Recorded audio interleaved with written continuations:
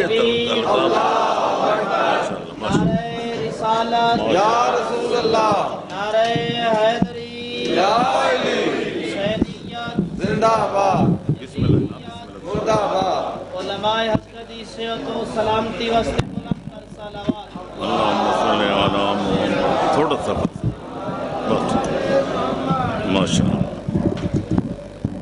ماشاءاللہ جی السلام علیکم حضرات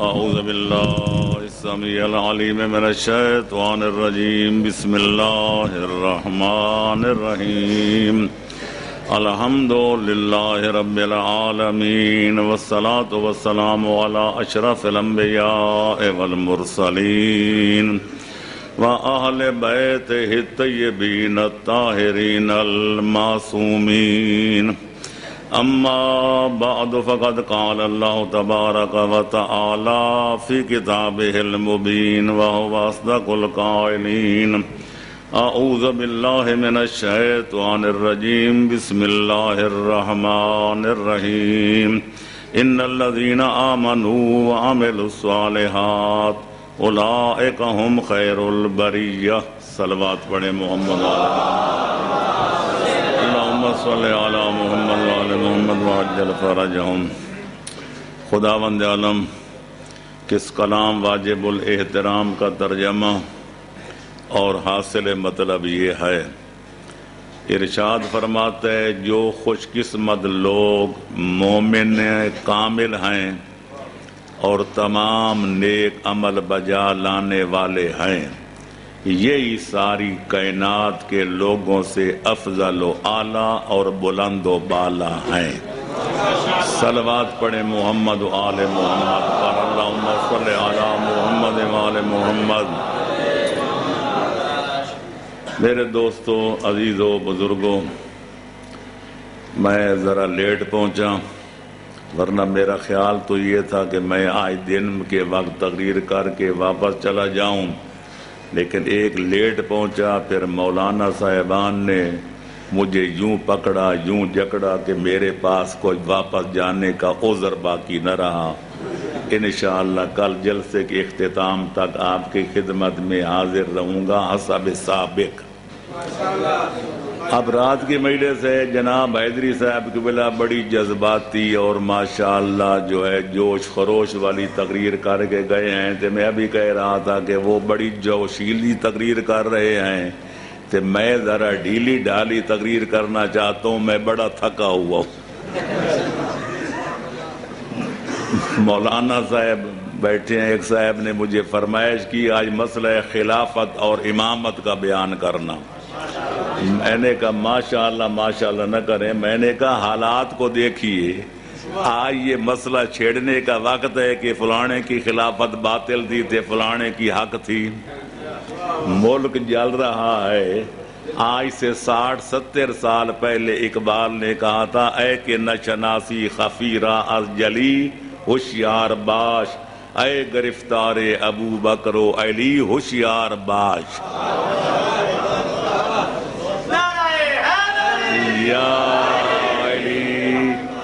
آج امت مسلمہ کو اتحاد کی ضرورت ہے کہ آپ افتراق کا بیج بونا چاہتے ہیں پچھلے سال ہم ایران کی دعوت پر گئے تھے پاکستان سے میں بھی تھا اور حضرات بھی تھے برادران اسلامی کے بعض علماء کرام بھی تھے 3 روزہ کنونشن میں بڑے مقالے پڑھے گئے بڑی تقریریں ہوئیں اور سب کے بعد لب لباب یہ تھا کہ اگر اسلام بچانا ہے تو مسلمانوں کو متحد ہونا پڑے گا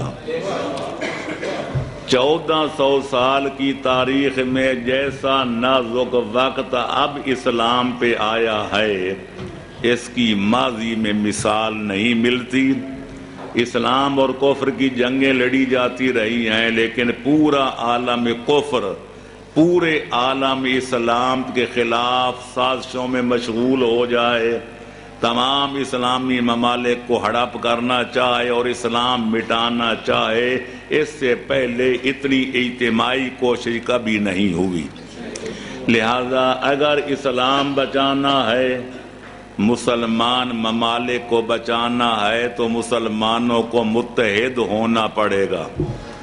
اب رہ گئی یہ بات کہ اتحاد کا طریقہ ہے، نہ کوئی شیعہ سنی بننے کے لیے تیار تھے، نہ کوئی سنی شیعہ بننے کے لیے آمادہ کار۔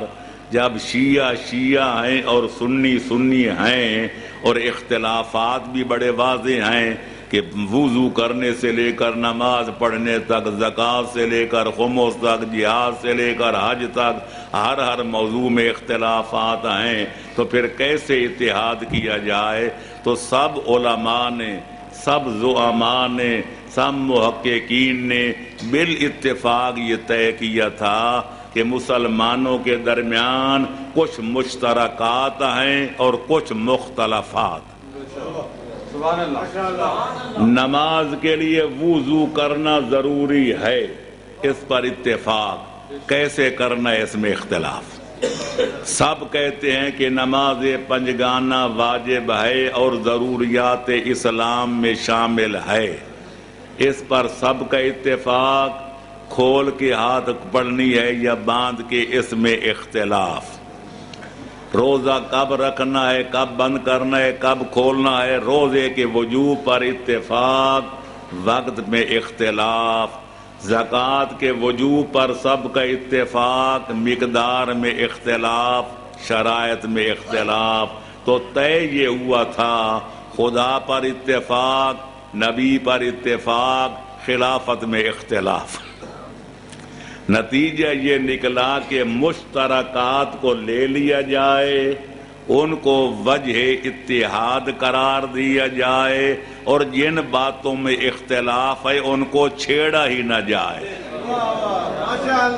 لہذا موسیٰ بدین خود تے عیسیٰ بدین خود، وضو کرنا ہے، جن کے مذہب میں حکم ہے کہ پاؤں کا مسح کرو وہ مسح کریں، جو دھونا چاہتے ہیں وہ دھوئیں، جن کے مذہب میں حکم ہے کہ نماز کھول کے پڑھیں وہ کھول کے پڑھیں، جن کا مذہب ہے باندھ کے پڑھیں وہ باندھ کے پڑھیں، جن کا مسلک یہ ہے کہ پیغمبر اکرم کے بعد پیغمبر کی مسند کا وارث ہے تو علی، پیغمبر کا قائم مقام ہے تو مولا علی، اگر معلم کائنات ہے تو مولا علی، اگر علم و عمل میں پیغمبر کا جائز وسیع ہے تو مولا علی، وہ مولا علی کو مانے، اور جن کی نظر میں کچھ اور لوگ ہیں وہ ان کو مانے۔ موسیٰ بدین خود اور عیسیٰ بدین خود، اس طرح مسلمانوں میں اتفاق ہو جائے گا، اور انشاءاللہ جب مسلمان اکٹھے ہو جائیں گے تو اسلام دشمن طاقتوں کا ارادہ خاک میں مل جائے گا۔ تو لہذا جو بالغ نظر ہیں وہ تو آج حالات کے تقاضوں کو دیکھ کر اختلافی مسائل کو چھیڑنا ہی نہیں چاہتے۔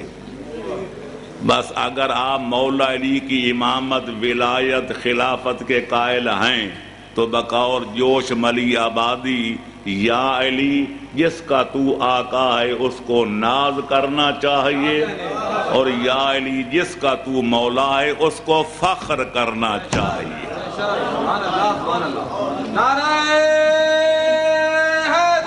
یا علی۔ تو اس لیے میں نے فرمائش کرنے والے کی خدمت میں عرض کیا کہ اگر ڈاکٹر کو کسی بیمار کے علاج کے لیے بلایا جائے، پھر اس پر فرمائش نہ کی جائے کہ فلانا نسخہ لکھنا تے فلانا نہ لکھنا۔ اگر یہ فرمائش کرنے والا بیماری بھی سمجھتا ہے تو اس کا علاج بھی سمجھتا ہے، پھر ڈاکٹر کو بلایا کیوں ہے؟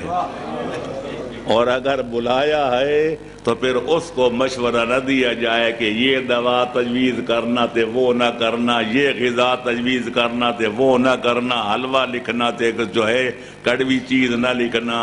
لہذا کسی حکیم اور ڈاکٹر کو مشورہ دینا یہ عقل مندی نہیں ہے، ہوش مندی نہیں ہے، خرد مندی نہیں ہے۔ تو پھر مقررین کو، واعظین کو، علماء کرام کو یہ مشورہ دینا فلانے موضوع پہ پڑھیں یا فلانے موضوع پہ تقریر کریں، تو یہ مناسب نہیں ہوتا۔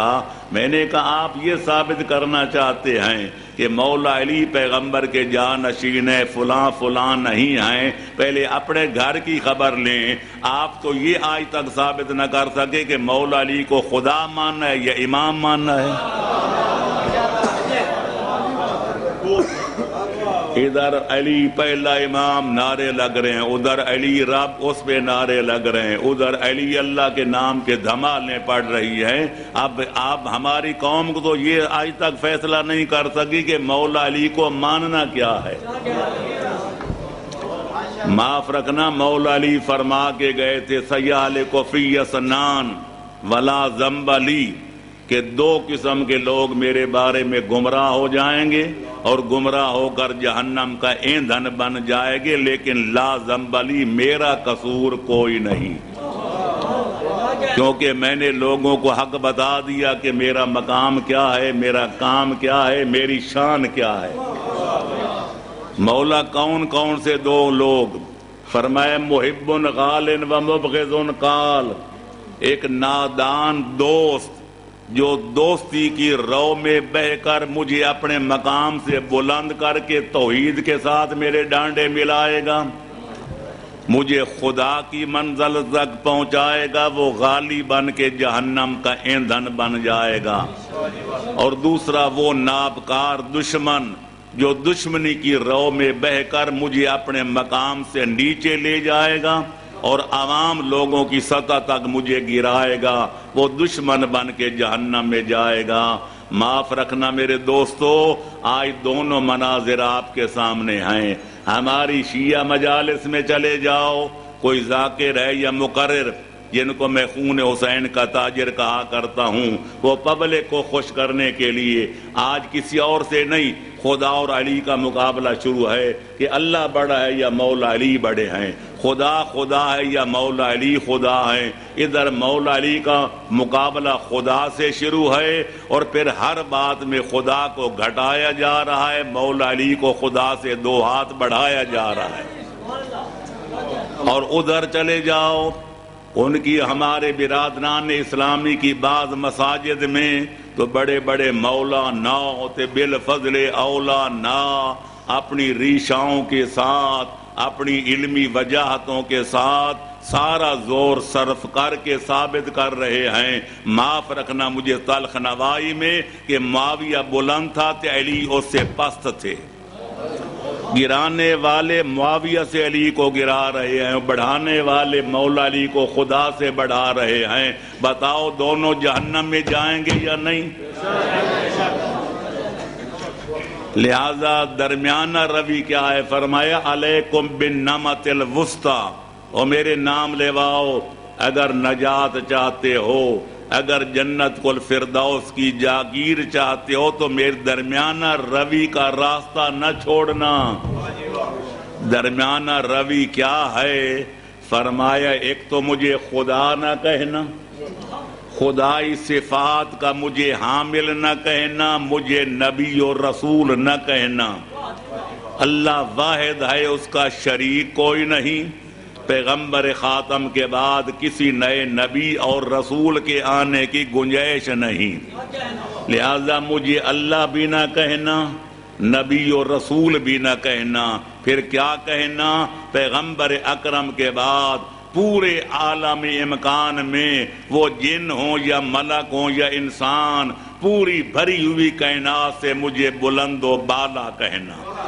اللہ کا ولی یا علی، مجھے کہنا تو اللہ کا ولی کہنا، اللہ نہ کہنا، پیغمبر اکرم کا بلا فصل وسیع کہنا، مجھے نبی نہ کہنا۔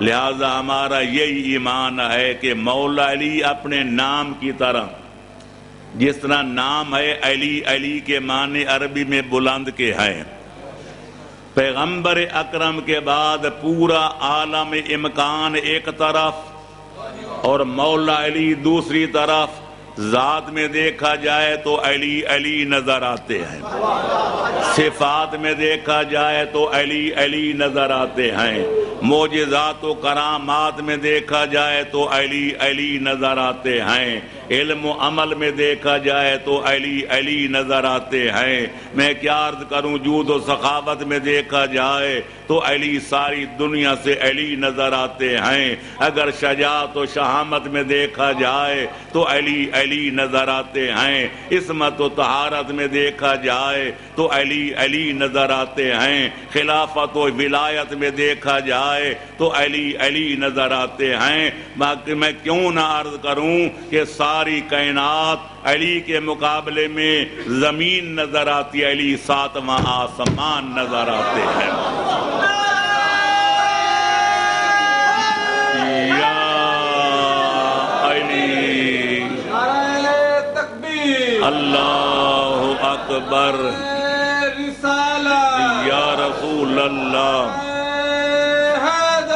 یا علی، اللہم صلی علی محمد و آل محمد۔ علی اللہ نہیں، اللہ تک پہنچنے کا وسیلہ ہیں، علی نبی نہیں پر علم نبوت کے شہر کے دروازہ علی ہے۔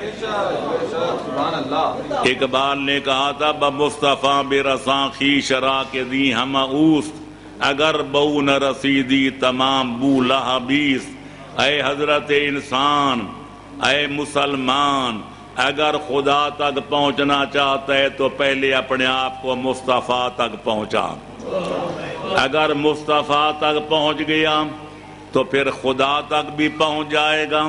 لیکن یاد رکھ، اگر نبی کا دروازہ چھوٹ گیا، نبی تک نہ پہنچ سکا تو پھر ابو جہل بن کے رہ جائے گا یا ابو لہب بن کے رہ جائے گا۔ لیکن اقبال نے بالکل بجا کہا ہے، میں اس کی حرف بحرف تصدیق اور تائید کرتا ہوں، پر اقبال ایک بات کہنا بھول گیا۔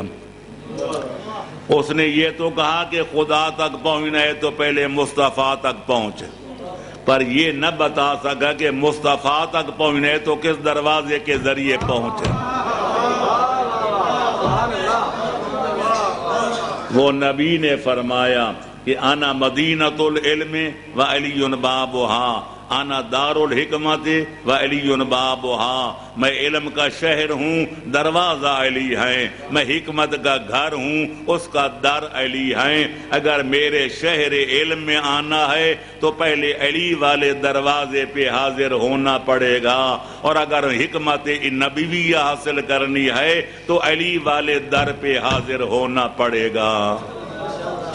تو لہٰذا میرے دوستو عزیزو، پہلے اپنے گھر کی خبر لو اور یہ فیصلہ کر لو کہ 1400 سال سے امت مسلمہ کے ساتھ، برادران اسلامی کے ساتھ جو ہمارا جھگڑا چل رہا ہے، وہ ہم نے بنی امیہ کے دور کے مظالم بھی سہے، بنی عباس کے دور کے شکنجے بھی برداشت کیے، جائیدادیں کروک کرائیں، اولادیں ذبح کرائیں، اپنی زبانیں گدی کی طرف سے ہمارے بزرگوں نے کھچوائیں، تخت دار پہ لٹکائے گئے۔ یہ سب کیوں تھا؟ یہ مسئلہ خلافت و ولایت کا تھا کہ پیغمبر اکرم کے بعد ان کی مسند کا وارث یا علی ہیں یا اولاد علی ہیں، کوئی اور نہیں ہے۔ یا علی، خلافت و امامت کا جھگڑا رہا ہے، علی کی خدائی کا کوئی جھگڑا نہیں رہا کہ خدا خدا ہے یا علی خدا ہے۔ نہ کوئی نبوت کا جھگڑا تھا کہ وہ کہیں کہ ہم نبی خاتم الانبیاء ہیں تو ہم کہیں نہیں علی خاتم الانبیاء ہیں۔ نہ کوئی خدائی کا جھگڑا، نہ کوئی مصطفائی کا جھگڑا۔ اگر کوئی جھگڑا رہا ہے تو مسئلہ خلافت و امامت کا۔ لہذا آج جو علی رب کے نعرے لگا رہے ہیں ان کو ہوش کے ناخن لینے چاہیے کہ علی خود کس رب کی عبادت کرتے تھے۔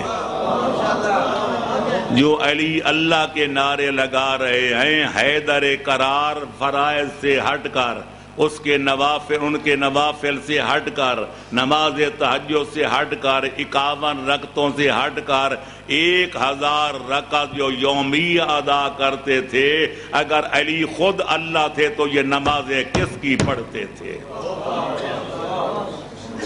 آج یہ وقت بھی آنا تھا کہ ہمیں ثابت کرنا پڑے گا کہ ہم مولا علی اللہ نہیں بلکہ اللہ کے خاص بندے ہیں، وہ نبی نہیں، وہ نبی کے قائم مقام ہیں، وہ خدا نہیں، وہ تو ہمارے امام اور علی مرتضیٰ ہیں۔ لیکن حالات کی سنگینی نے اس حد تک حالات کو خراب کر دیا کہ آج بیچارے علماء کو یہ ثابت کرنا پڑ رہا ہے کہ علی کو اللہ نہ کہو، اللہ صرف ایک ہے، علی اللہ نہیں، اللہ کے ولی ہیں۔ حسنین کا نانا خاتم الانبیاء ہے، حسنین کا بابا اللہ کے پیغمبر کے بلا فصل وصی ہیں۔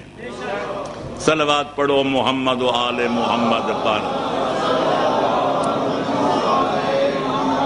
میرے دوستو عزیزو، یہ چند تمہیدی جملوں کے بعد میں عرض کروں گا کہ دنیا میں بہت دین ہیں، بہت مذاہب ہیں، بہت مسالک ہیں، بہت مشارب ہیں، بہت فرق ہیں، بہت فرقے ہیں، لیکن اللہ کا لاکھ لاکھ شکر کہ اسلام جیسا کائنات میں کوئی اللہ کا آخری اور پسندیدہ دین نہیں ہے۔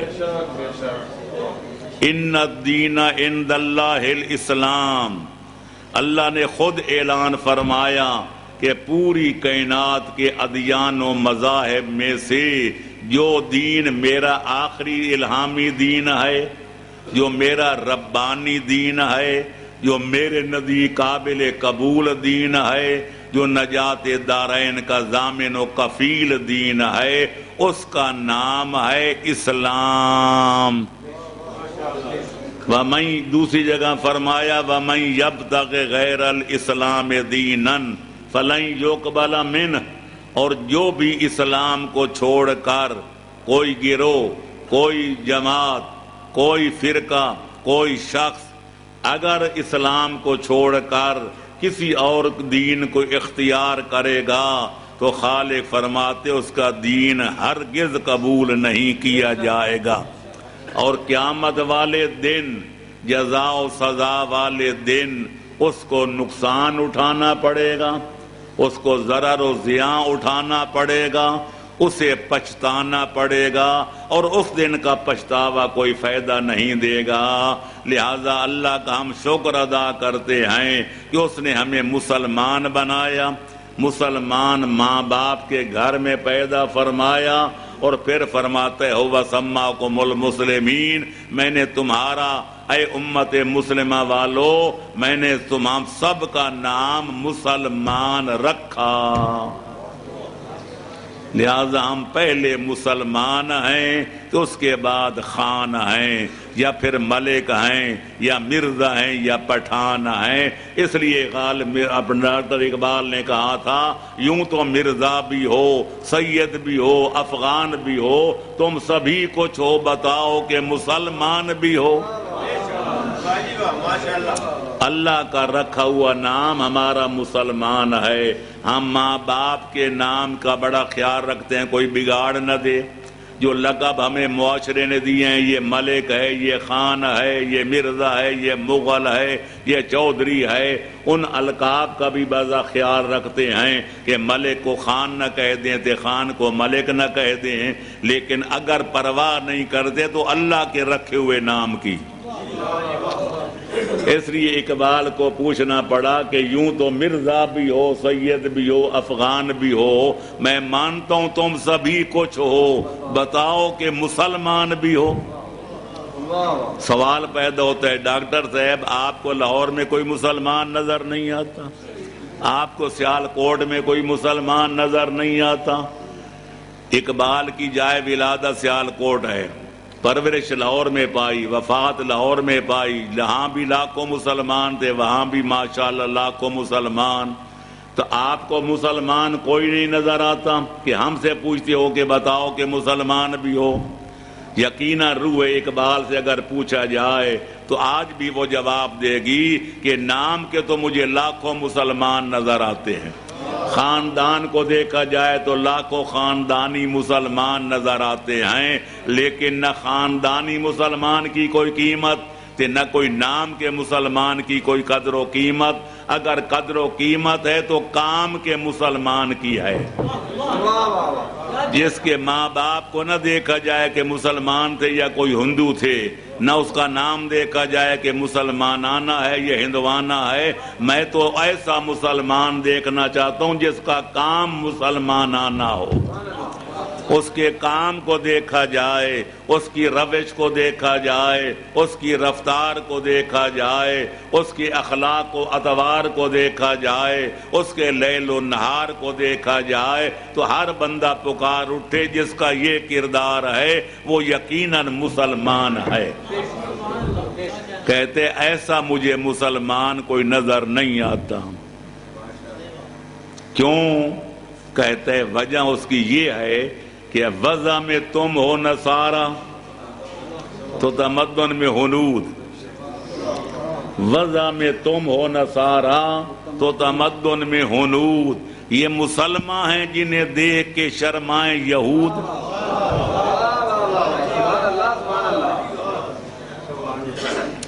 تمہاری وضاقتہ دیکھی جائے، حجامت کے صبح اٹھ کر کیسے شیو کرتے ہو، تے کیسے زلفیں سنوارتے ہو، تے کیسے ہیڈ پتلون پہنتے ہو، تے کیسے نکٹائی سجاتے ہو، تے کیسے انگریز بہادر بن کے دفتر میں جاتے ہو۔ تمہاری وضاقتہ دیکھی جائے تو جدی پشتی انگریز نظر آتے ہو، تمہاری رسم و رواجوں کو دیکھا جائے تو رام چندر جی کی امت نظر آتے ہو۔ یہ آج جناب ہمارا دولہا، اس کی بارات جانے والی ہے، اکلوتا بیٹا ہے ماں باپ کا۔ ہاں جی آؤ، پہلے اس کے ہاتھ میں گانا باندھو تاکہ یہ اسلام کی رسم پوری ہو جائے۔ اس کا اسلام سے تعلق کیا ہے؟ پھر ہاتھ میں چھری بھی تھماؤ یا چاقو تاکہ کوئی جن حملہ کر کے اس کو نقصان نہ پہنچا جائے۔ پھر آگے اس کو چھونی رکھو تو اس کو توڑواؤ تاکہ پتہ چلے بہادر ہے یا بزدل ہے۔ پھر آگے جاؤ، تقریب رونمائی بھی دکھاؤ، کوئی بھینس دلواؤ، کوئی گائے دلواؤ، کوئی 1000 روپیہ دلواؤ۔ تقریب رونمائی جو ہے، میں پوچھنا چاہتا ہوں جن کے بغیر ہماری شادیاں نہیں ہوتی، ان رسموں کا ذکر قرآن میں کہاں ہے تے نبی کے فرمان میں کہاں ہے؟ یہ ہندوانہ رسمیں نہیں تو کیا ہیں؟ لہذا کہتے رسموں کو دیکھا جائے تو تم ہندو نظر آتے ہو، وضاقتہ کو دیکھا جائے تو انگریز بہادر نظر آتے ہو۔ مجھے اتنا بتاؤ اقبال کے لفظوں میں اسلام کہاں ہے؟ اس کا جواب کسی من چلے شاعر نے دیا تھا، اسلام در کتاب و مسلمان در گور۔ اگر مسلمان دیکھنے ہیں تو قبرستان میں کوئی قبر کشائی کر کے دیکھو، قبروں میں آرام کر رہے ہیں۔ اسلام دیکھنے ہے تو کتابوں میں دیکھو، یہ کتابیں الماری میں رکھی ہوئی ہیں۔ صلوات پڑھو محمد و آل محمد پر جی۔ تو بہرحال بات لمبی نہ ہو جائے، ہم جیسے کچھ بھی ہیں، ہمارا نام خالق اکبر نے مسلمان رکھا ہے۔ اللہ ہمیں مسلمان بن کر جینے کی، مسلمان بن کر مرنے کی، مسلمان بن کر بروز حشر میدان حشر میں آنے کی، پھر پیغمبر خاتم کی شفاعت کی، علی اور اولاد علی کی سفارش کا حقدار بنائے اور جنت کا ہمیں روادار بنائے، تے جہنم سے بچنے کا سزاوار بنائے۔ انشاءاللہ ذالک هو الفوز المبین۔ سب سے بڑی کامیابی اسی کا نام ہے کہ جاگیر جنت کا پٹا مل جائے اور جہنم کی آگ سے آزادی کا جو پروانہ حاصل ہو جائے۔ صلوات پڑھو محمد و آل محمد پر۔ یہ دوسرے تمہیدی بیان کے بعد میں اصل مدعا پر آتا ہوں کہ جب اسلام دین جو ہے، دین بنانا اللہ کا کام ہے، 73 فرقوں کا اتفاق ہے۔ ہمیشہ قانون وہی بناتے ہیں جو ملک کا سربراہ ہوتا ہے۔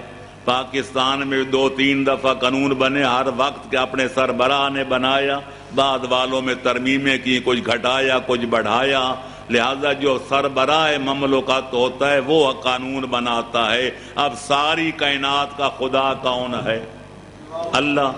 تو لہذا کائنات کے لیے دین بنانا، قانون بنانا، آئین بنانا اللہ کا آئینی حق ہے۔ لہذا سارے عالم اسلام کے مسلمان یہ حقیقت تسلیم کرتے ہیں کہ دین بنانا اللہ کا کام، نہ کوئی نبی دین بناتا ہے، نہ کوئی امام بناتا ہے، نہ کوئی ولی بناتا ہے، نہ کوئی مولوی و پادری بناتا ہے، نہ گرو بناتا ہے، نہ کوئی اور۔ دین بنانے والا رب العالمین ہے جو مالک یوم الدین بھی ہے۔ جو دین اللہ بنا دے اس اللہ کے بنائے ہوئے دین کو لوگوں تک پہنچانا یہ ہوتا ہے نبی کا کام، رسول کا کام۔ اللہ نے بنا بر مشہور 1,24,000 نبی بنائے، نبی رسول بنائے، وہ آئے اللہ کا دین لوگوں تک پہنچایا۔ جب سب کے آخر میں حسنین کا نانا آیا، عبداللہ اور آمنہ کا لال آیا، اقلیم ختم رسالت کا تاجدار آیا، پوری کائنات کا آقا نامدار آیا، تو اللہ نے اسلام دین بنا کے ان کے حوالے کیا، ان لوگوں تک پہنچایا، اور آخر وہ وقت آیا کہ اللہ نے دین اسلام کو مکمل فرما دیا۔ الیوم اکملت لکم دینکم۔ یہاں اگر ایک جملہ کہتا جاؤں تو شاید بے جا نہ ہوگا۔ ابھی میں کچھ عزیزوں سے بات کر رہا تھا کہ دین یک بار کی نہیں آیا، دین 23 برس میں آیا۔ 13 سال مکے میں آتا رہا، پھر ہجرت کے بعد 10 سال مدینے میں دین نازل ہوتا رہا، آخر دین آ کر مکمل ہوا۔ تو دیکھنا یہ ہے کبھی توحید آئی، کبھی رسالت آئی، کبھی عقیدہ قیامت آیا، کبھی نماز آئی، کبھی روزہ آیا، کبھی حج آئی، کبھی جہاد آیا، کبھی صداقت آئی، کبھی جھوٹ سے بچنے کا حکم آیا۔ الغرض آکام آتے گئے، پیغمبر پہنچاتے رہے، پر دین مکمل نہ ہوا۔ دین مکمل کب ہوا؟ یہ جملہ کہہ کے آگے بڑھوں گا کہ جب پیغمبر اپنی زندگی کا آخری حج ادا کرنے کے بعد 1,00,000 سے زائد مسلمانوں کے مجمع عام کے ساتھ جب بمقام خم غدیر پہنچے تو اللہ کا تاکیدی حکم آ گیا، یا ایھا الرسول بلغ ما انزل الیک من ربک وان لم تفعل فما بلغت رسالتہ واللہ یعصمک من الناس۔ آج اللہ نے نہ یا ایھا المزمل کہا، نہ یا ایھا المدثر کہا، نہ یاسین کہا، نہ طٰہٰ کہا، کوئی لقب نہیں دیا۔ فرمایا او میرا پیغامبر پہنچا دے وہ حکم جو میں نے آپ پہ نازل کیا ہے۔ اور یہ بھی یاد رکھو، اگر آج آپ نے اس حکم کو عملی جامہ نہ پہنایا تو یہ سمجھا جائے گا کہ 23 برس کی طویل و عریض مدت میں تو نے میری رسالت کا کوئی کام کیا ہی نہیں ہے۔ میں واقع غدیر نہیں پڑھ رہا، نہ جشن غدیر پڑھ رہا ہوں، اتنا عرض کروں گا پیغمبر اکرم نے رحل اقامت ڈالا، ایک پتھروں پلانوں کا منبر بنوایا، جو پیچھے رہ گئے تو ان کا انتظار فرمایا، جو آگے نکل گئے تو ان کو واپس بلوایا۔ جب میدان خم غدیر لبریز ہو گیا اور تل دھرنے کی جگہ باقی نہ رہ گئی، پیغمبر منبر پہ تشریف لے جاتے ہیں اور اللہ کی حمد و ثنا کرنے کے بعد پورے دین اسلام کا خلاصہ پیش فرماتے ہیں، پھر اپنی سرداری کا اقرار کراتے ہیں۔ جب لوگ سب کچھ اقرار کر لیتے ہیں پھر فرماتے ہیں یا علی میرے قریب آؤ۔ مولا علی قریب آتے ہیں، پھر رک جاتے ہیں، پھر ان کو قریب کرتے ہیں، پھر جناب امیر چند قدم آگے بڑھتے ہیں حتیٰ کہ پیغمبر ممبر پر ہیں اور جناب امیر ممبر کے پہلو میں کھڑے ہیں. پیغمبر نیچے ہاتھ کر کے علی کے کاندھوں پہ ہاتھ، بغل کے نیچے ہاتھ رکھ کے مولا علی کو اٹھاتے ہیں اور دنیا کو دکھا کر اعلان فرماتے ہیں، او مجھے سردار ماننے والو، مجھے اپنا مولا و آقا ماننے والو، من کنت مولا ہو فہذا علی مولا. یا علی. الغرض ادھر علی ولی کی ولایت کا ہوا اعلان. علی بھی نیچے آئے تھے، پیغمبر نے بھی منبر چھوڑا، ادھر خالق نے وحی کی ڈوری ہلائی. الیوم اکملت لکم دینکم، آج کے دن میں نے دین مکمل کر دیا اور اپنی نعمتوں کو تم پر تام و تمام کر دیا. ورضیت لکم الاسلام دینا، اور قیامت تک اسلام کو میں نے تمہارا دین منتخب کر دیا. پیغمبر اکرم اس آیت کے نزول کے بعد ما ینطق عن الہوا کا مصداق نبی فرماتے الحمدللہ علی اکمال الدین و اتمام النعمت ورضا الرب برسالتی و ولایت علی ابن ابی طالب. میں اللہ کی حمد و ثنا کرتا ہوں جس نے دین مکمل کر دیا، نعمتوں کو تام و تمام کر دیا، اور میری ختم نبوت پر اور علی کی ولایت و خلافت پر خالق نے مہر لگا دی. صلوات پڑھیں محمد و آل محمد پر. تو دین مکمل ہو گیا. میں پوچھنا یہ چاہتا ہوں، جب دین اللہ نے بنا دیا، پیغمبر نے پہنچا دیا، اللہ نے مکمل فرما دیا، دین بنانے والا ہے تو ایک خدا. اس دین کو خدا نے قرآن مجید کے اندر لپیٹ کے بھیجا، وہ کتاب بھی ایک، وہ کتاب لانے والا جبریل امین وہ بھی ایک. نزل بہ الروح الامین علی قلبک لتکون من المنذرین، یہ قلب مقدس رسول پہ اترا، وہ پیغمبر اکرم بھی ایک. آگے بڑھو. پیغمبر کے بعد میں مانتا ہوں کہ وارث علم قرآن 12، پیغمبر کے جانشین 12، پیغمبر کے قائم مقام 12، کائنات کی ہادی و امام 12. تعداد تو 12 ہے، پر دنیا جانتی ہے کہ ان 12 کا قول بھی ایک اور 12 کا فعل بھی ایک. تعداد کہیں اللہ اکبر یا رسول اللہ یا علی اللہم صلی علی محمد وآل محمد. 12 کا قول بھی ایک اور فعل بھی ایک، گفتار بھی ایک، رفتار بھی ایک، روش بھی ایک، رفتار بھی ایک، اخلاق بھی ایک، اطوار بھی ایک.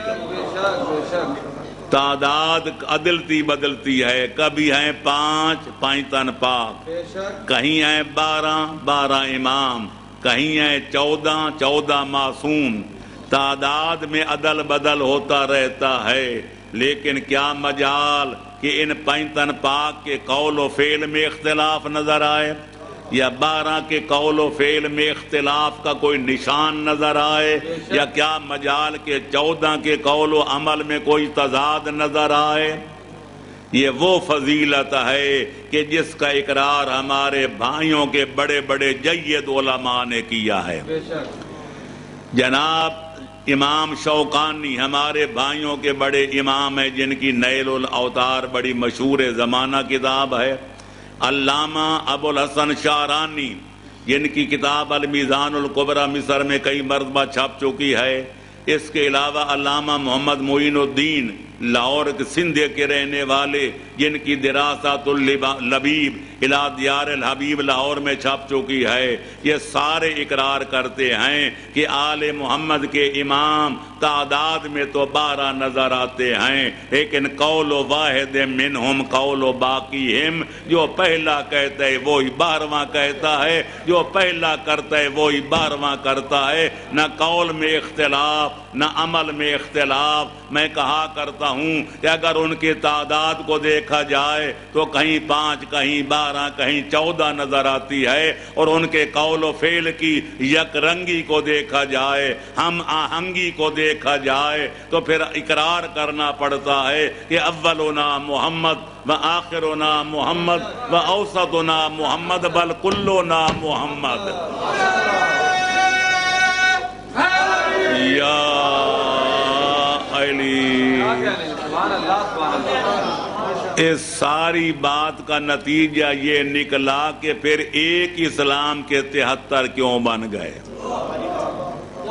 یہ ایک لمحہ فکریہ ہے، دنیا 1400 سال سے سوچ رہی ہے کہ بنانے والا ہے تو ایک، لانے والا ہے تو ایک، پھیلانے والے ہیں تو ایک، اور اس کی تشریح و توضیح کرنے والے ہیں تو ایک اسلام کے 73 کیوں بن گئے؟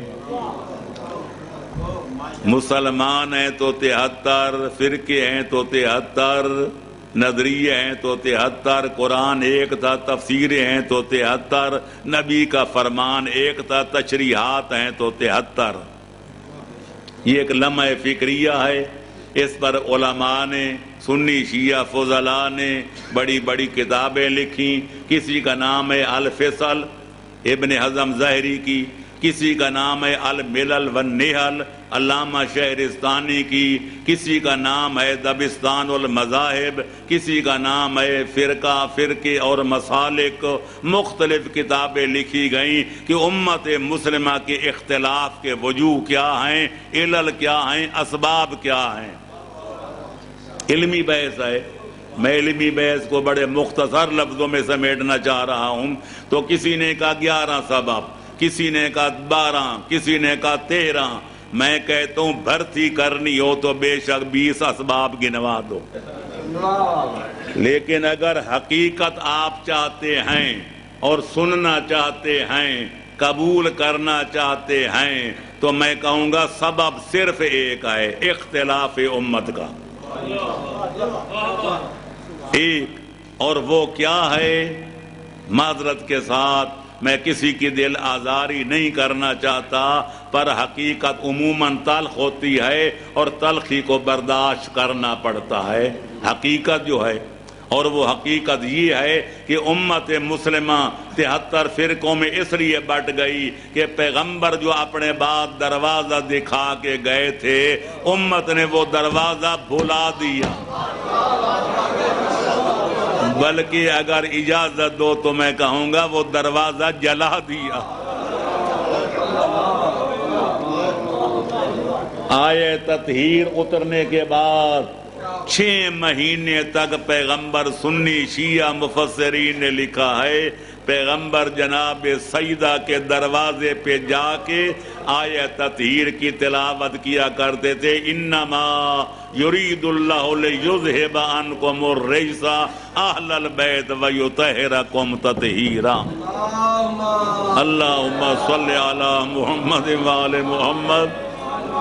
پیغمبر کا 6 مہینے تک 5 وقتوں میں بطول کے دروازے پہ جانا، آیہ تطہیر کا تلاوت کرنا کوئی معنی رکھتا ہے؟ پیغمبر اپنے بعد دنیا کو دین لینے کا، مذہب لینے کا، تفسیر قرآن لینے کا، حلال و حرام لینے کا دروازہ دکھا رہے تھے، لیکن لوگوں نے وہ دروازہ بھلا دیا، بلکہ بالفاظ مناسب جلا دیا، اور پھر حیدر کرار کا بازو تھما کے 1 لاکھ سے زائد مجمع عام کو، اور وہ بھی اہل اسلام کو دکھا کے جن کی امامت، خلافت، ولایت، زعامت کا اعلان کیا تھا، ان کو لوگوں نے گھر میں بٹھا دیا،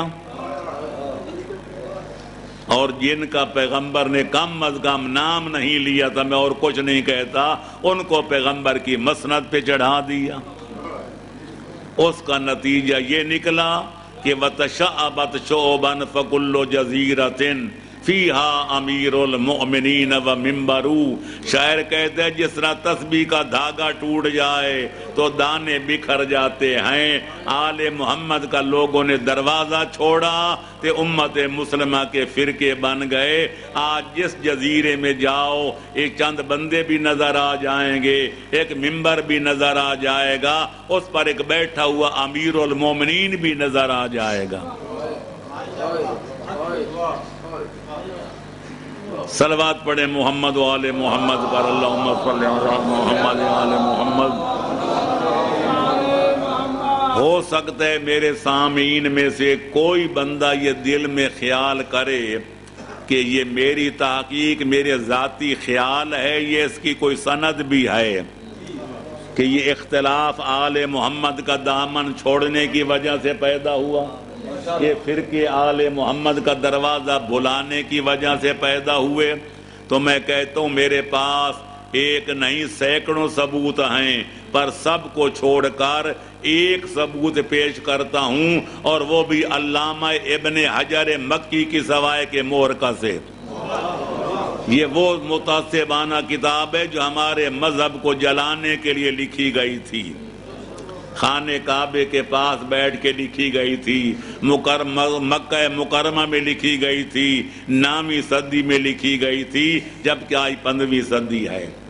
الصواعق المغرقہ لأہل الرفض والزندقہ، رافضیوں اور زندیقوں کے مذہب کو جلانے کے لیے آسمان کی بجلیاں، پر اللہ جس کو رکھے اس کو کون چکھے؟ اللہ نے اپنی قدرت کاملہ سے اسی سوائے کے مورکہ کے مؤلف اور مصنف کے قلم سے اس کتاب میں وہ حدیثیں درج کرا دی کہ جب تک وہ حدیثیں پیش نہ کی جائیں ہمارے مذہب کی صداقت کو 4 چاند لگتے ہی نہیں۔ اسی کتاب میں ابن حجر مکی لکھتا ہے کہ پیغمبر اکرم صلی اللہ علیہ وآلہ وسلم نے فرمایا اہل بیتی امان لامتی من الاختلاف فَإِذَا خَالَفَتْهَا قَبِيلَةٌ صَارَتْ حِزْبَ إِبْلِيسِ۔ او میرا کلمہ پڑھنے والو، مجھے اللہ کا آخری پیغمبر ماننے والو، مجھے ختم رسالت کا تاجدار سمجھنے والو، میری بات سنو، اگر اختلاف سے بچنا ہے، اگر افتراق سے بچنا ہے، اگر فرقہ بازی سے بچنا ہے، اگر تفرقہ سازی سے بچنا ہے، تو اس کا واحد ذریعہ میری اہل بیت کا دامن ہے۔ میرے اہل بیت کا دامن نہ چھوڑنا، اختلاف سے محفوظ رہو گے۔ اگر پیغمبر یہی بات فرما کر خاموش ہو جاتے اہل دانش کے سمجھنے کے لیے کافی تھی، پر جناب نے مزید فرمایا وَإِذَا خَالَفَتْهَا قَبِيلَةٌ صَارَتْ حِزْبَ إِبْلِيسِ۔ یہ میری بات پلے باندھ لو، جب بھی کوئی قوم، کوئی قبیلہ، کوئی جماعت، کوئی گروہ میرے اہل بیت کی مخالفت کرے گا وہ شیطان کا گروہ بن کر رہ جائے گا۔ یا علی، اب تو ثابت ہو گیا کہ یہ فرقے کیوں بنے، یہ ایک اسلام کے 73 اسلام کیوں بنے، اسلام فرقوں میں کیوں بٹ گیا، یہ مختلف مسالک میں کیوں تقسیم ہو گیا، یہ مختلف فرقوں کا کیوں شکار ہو گیا، اس لیے کہ مسلمانوں نے آل محمد کا دامن چھوڑ دیا۔ اور جب تک دنیا بھولا ہوا سبق یاد نہیں کرے گی، جب تک پلٹ کر آل محمد کے دروازے پہ حاضر نہیں ہوگی، اس وقت تک یہ فرقہ آرائی کبھی ختم نہیں ہوگی۔ لہذا اسلام کے بارے میں، قرآن کے بارے میں 73 تفسیریں لکھی گئیں، 73 تعبیریں لکھی گئیں. ایک کہتے اس آیت کا معنی یہ ہے، دوسرا مفسر آتا ہے کہتا ہے یہ معنی غلط ہے، اس کا صحیح معنی یہ ہے. میں نام لے کر وضاحت نہیں کرنا چاہتا، لہذا جس بات کو خدا اور رسول نے گول کیا ہم بھی اس کو مبہم رکھنا چاہتے ہیں. تیسرا مفسر کہتے ہیں دونوں غلط کہتے ہیں، آیت کا مطلب یہ ہے. چوتھا آ کر تینوں کو غلط کہتے ہیں، کہتا ہے صحیح مطلب یہ ہے. آخر میں آخری آ کر سب کو غلط کہتے تھے، اپنا نیا معنی بیان کرتا ہے. ایک مفسر ہمارے شاعر نے بڑے پتے کا شعر کہا ہے، کہتے ہیں محکم کہیں کہیں متشابہ تیرا کلام، محکم کہیں کہیں متشابہ تیرا کلام، یا رب عجب یہ راز قرآن میں بھر دیا. اب تک مفسروں کا الجھنا دلیل ہے، دنیا کو اہل بیت کا محتاج کر دیا. یا علی یا اللہم صلی اللہم صلی علی. لہذا ادھر 12 مفسر ہیں پر 12 میں اختلاف نہیں، ادھر 2 ہیں تو دونوں میں اتفاق نہیں.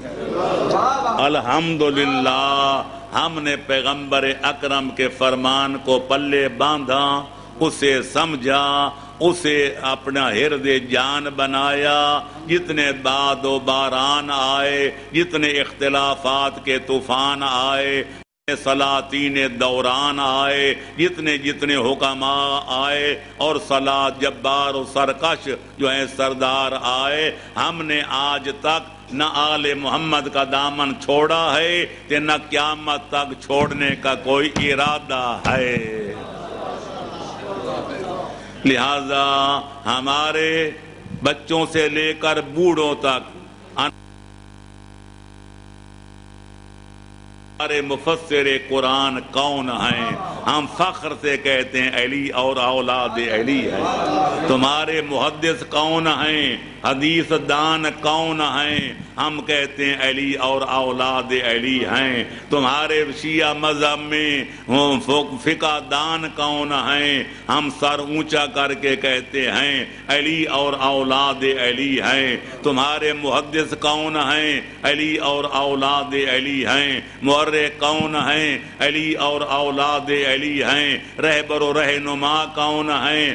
علی اور اولاد علی ہیں. تمہارے دین و دنیا کے شہنشاہ کون ہیں؟ ہم سینہ تان کے سر افتخار بلند کر کے کہتے ہیں کہ ہمارے دین و دنیا کے مقتدا اور شہنشاہ ہیں تو علی اور اولاد علی ہیں.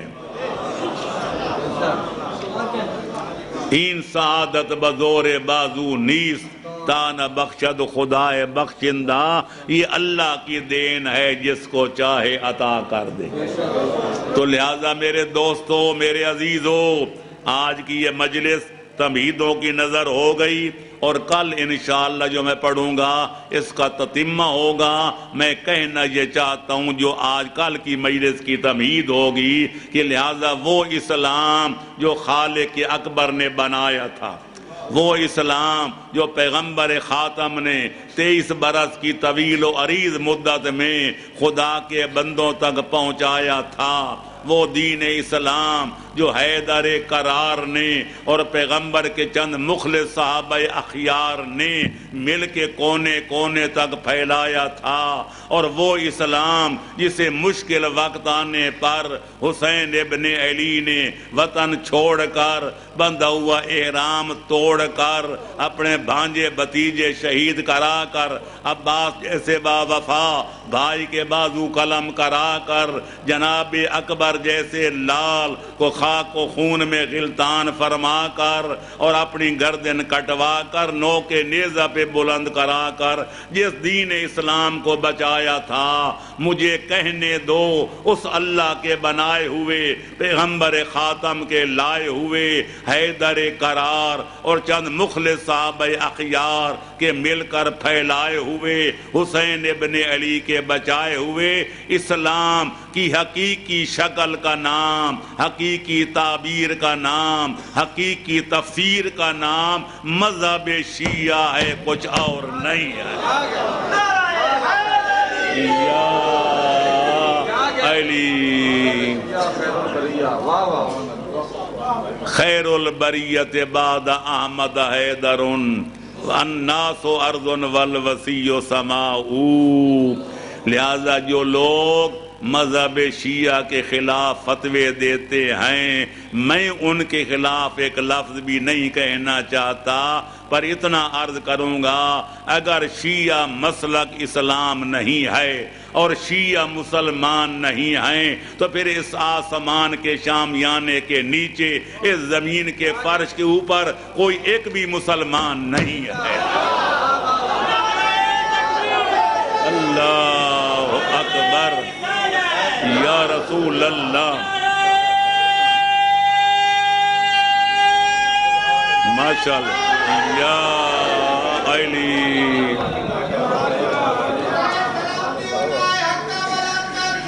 اللہم صلی علی محمد و آل محمد۔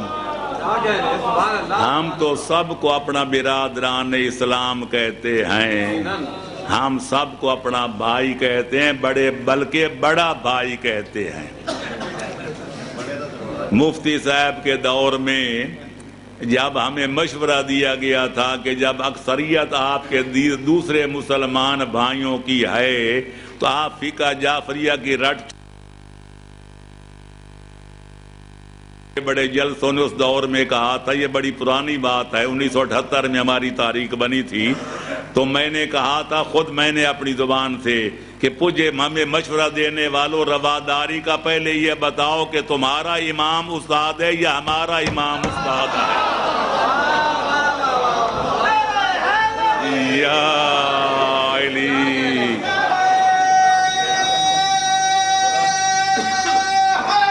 یا علی۔ اور اگر تم مانتے ہو کہ ہمارا امام جعفر صادق استاد ہے تو آپ کا امام جو ہے، جو بڑا ہے یا چھوٹا، وہ ان کا شاگرد ہے، تو رواداری کا تو پھر مزہ تب ہے کہ تم شاگرد کو چھوڑ کر استاد کے دامن کو۔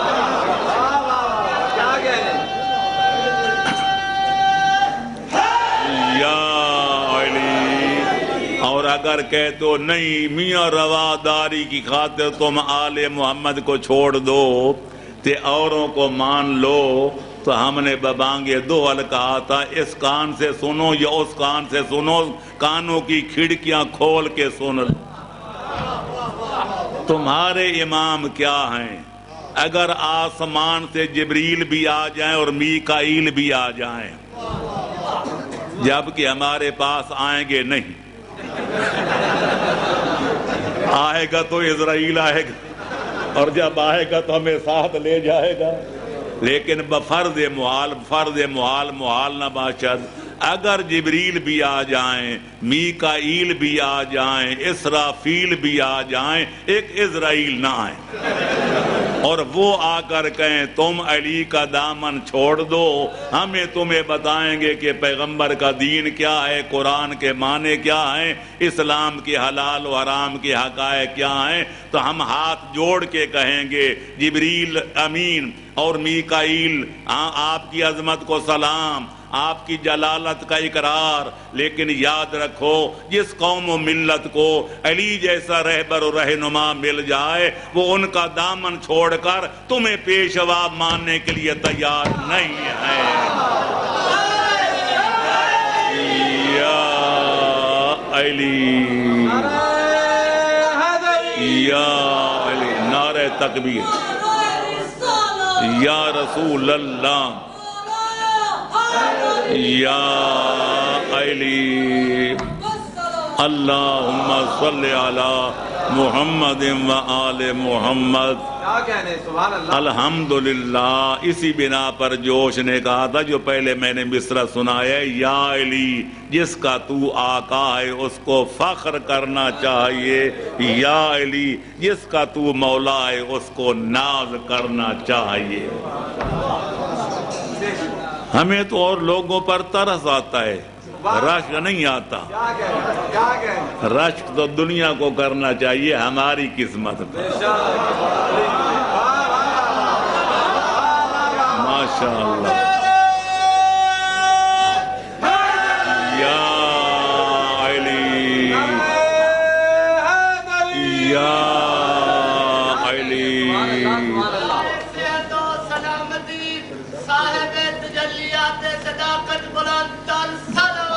ماشاءاللہ ماشاءاللہ ماشاءاللہ. شکریہ آپ کی محبت کا. صلوات پڑھیں محمد و آل محمد پر.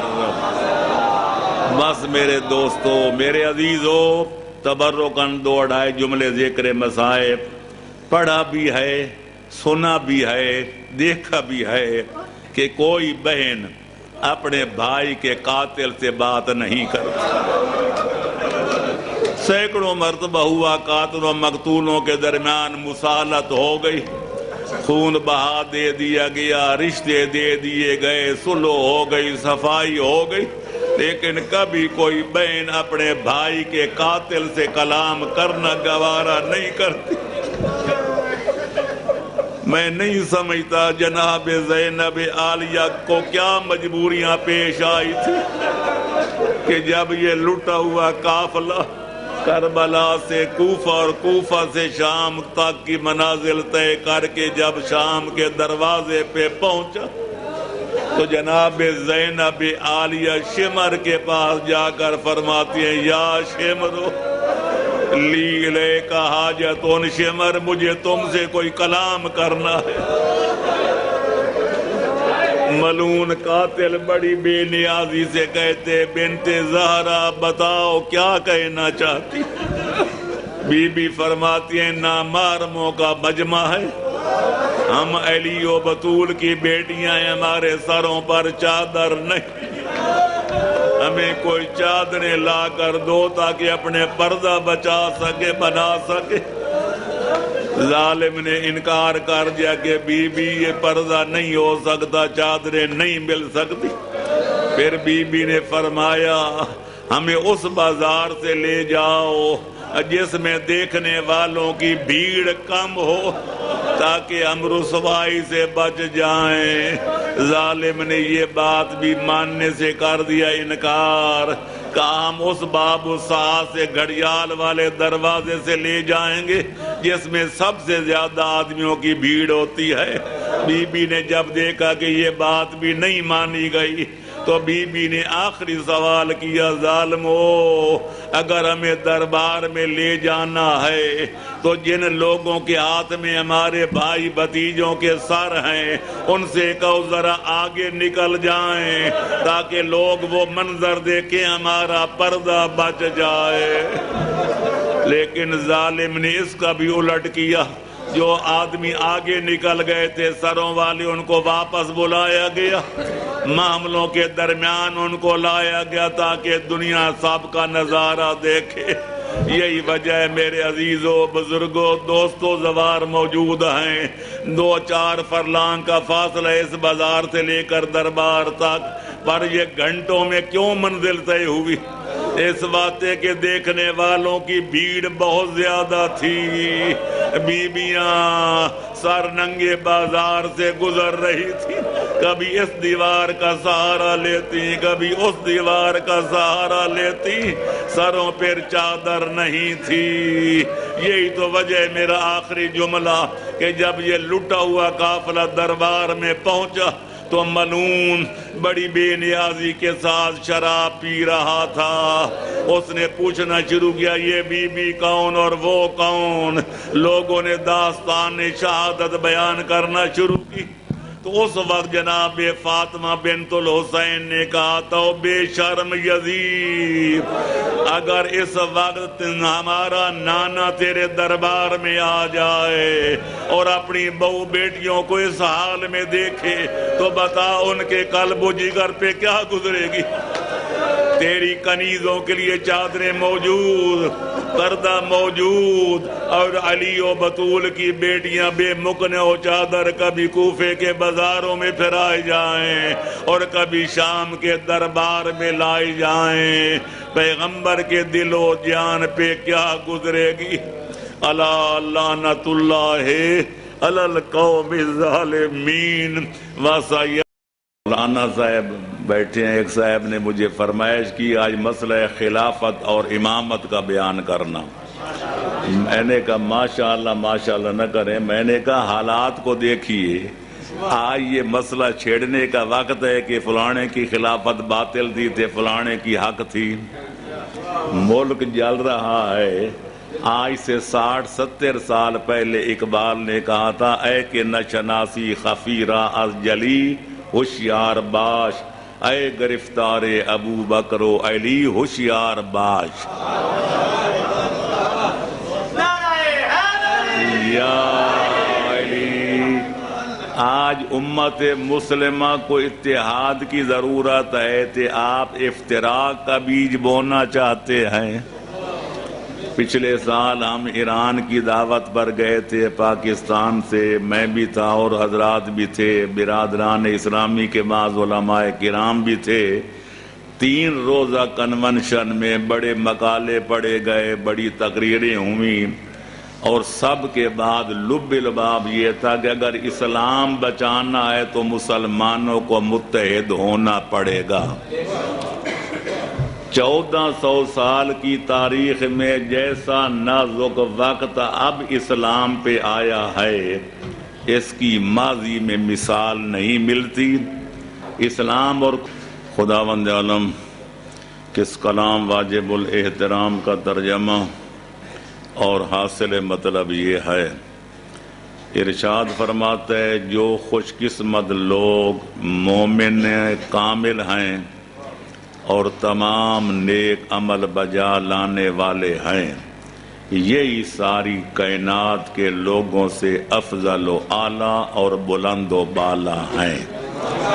صلوات پڑھیں محمد و آل محمد پر، اللہم صلی علی محمد و آل محمد۔ میرے دوستو، عزیزو، بزرگوں، میں ذرا لیٹ پہنچا، ورنہ میرا خیال تو یہ تھا کہ میں آج دن کے وقت تقریر کر کے واپس چلا جاؤں، لیکن ایک لیٹ پہنچا، پھر مولانا صاحبان نے مجھے یوں پکڑا یوں جکڑا کہ میرے پاس کوئی واپس جانے کا عذر باقی نہ رہا۔ انشاءاللہ کل جلسے کے اختتام تک آپ کی خدمت میں حاضر رہوں گا حسب سابق۔ اب رات کی مجلس ہے، جناب حیدری صاحب کی بلا بڑی جذباتی اور ماشاءاللہ جو ہے جوش خروش والی تقریر کر کے گئے ہیں، تو میں ابھی کہہ رہا تھا کہ وہ بڑی جوشیلی تقریر کر رہے ہیں، تو میں ذرا ڈھیلی ڈھالی تقریر کرنا چاہتا ہوں، میں بڑا تھکا ہوا ہوں۔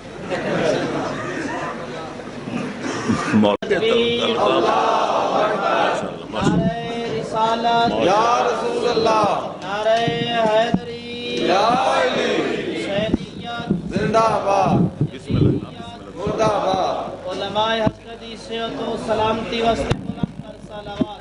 اللہم صلی علی محمد۔ تھوڑا سا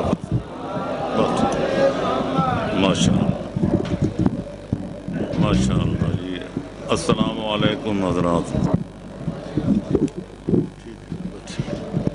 اعوذ باللہ السمیع العلیم من الشیطان الرجیم، بسم اللہ الرحمن الرحیم، الحمد للہ رب العالمین، والصلاة والسلام علی اشرف الانبیاء والمرسلین وأہل بیتہ الطیبین الطاہرین المعصومین، اما بعد فقد قال اللہ تبارک وتعالی فی کتابہ المبین وہو اصدق القائلین، اعوذ باللہ من الشیطان الرجیم، بسم اللہ الرحمن الرحیم، ان الذین آمنوا وعملوا الصالحات اولئک ہم خیر البریہ۔ صلوات پڑھیں محمد اللہم صلی علی محمد وعلی محمد وعجل فرجہم۔ ہیں کہ نماز پنجگانہ واجب ہے اور ضروریات اسلام میں شامل ہے، اس پر سب کا اتفاق۔ کھول کے ہاتھ پڑھنی ہے یا باندھ کے، اس میں اختلاف۔ روزہ کب رکھنا ہے، کب بند کرنا ہے، کب کھولنا ہے، روزے کے وجوب پر اتفاق، وقت میں اختلاف۔ زکوٰۃ کے وجوب پر سب کا اتفاق، مقدار میں اختلاف، شرائط میں اختلاف۔ تو طے یہ ہوا تھا، خدا پر اتفاق، نبی پر اتفاق، خلافت میں اختلاف۔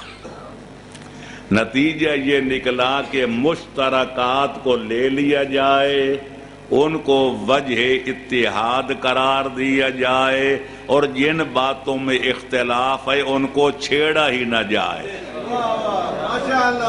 لہذا موسیٰ بدین خود تے عیسیٰ بدین خود، وضو کرنا ہے، جن کے مذہب میں حکم ہے کہ پاؤں کا مسح کرو وہ مسح کریں، جو دھونا چاہتے ہیں وہ دھوئیں، جن کے مذہب میں حکم ہے کہ نماز کھول کے پڑھیں وہ کھول کے پڑھیں، جن کا مذہب ہے باندھ کے پڑھیں وہ باندھ کے پڑھیں، جن کا مسلک یہ ہے کہ پیغمبر اکرم کے بعد پیغمبر کی مسند کا وارث ہے تو علی، پیغمبر کا قائم مقام ہے، کفر کی جنگیں لڑی جاتی رہی ہیں، لیکن پورا عالم کفر، پورے عالم اسلام کے خلاف سازشوں میں مشغول ہو جائے، تمام اسلامی ممالک کو ہڑپ کرنا چاہے اور اسلام مٹانا چاہے، اس سے پہلے اتنی اجتماعی کوشش کبھی نہیں ہوئی۔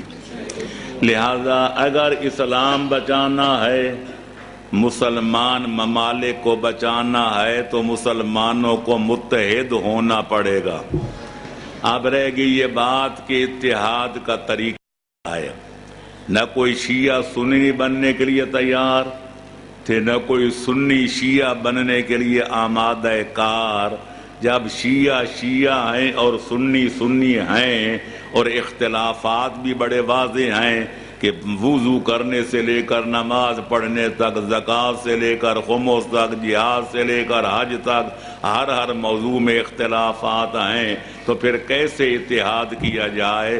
تو سب علماء نے، سب زعماء نے، سب محققین نے بالاتفاق یہ طے کیا تھا کہ مسلمانوں کے درمیان کچھ مشترکات ہیں اور کچھ مختلفات۔ نماز کے لیے وضو کرنا ضروری ہے، اس پر اتفاق، کیسے کرنا ہے اس میں اختلاف۔ سب کہتے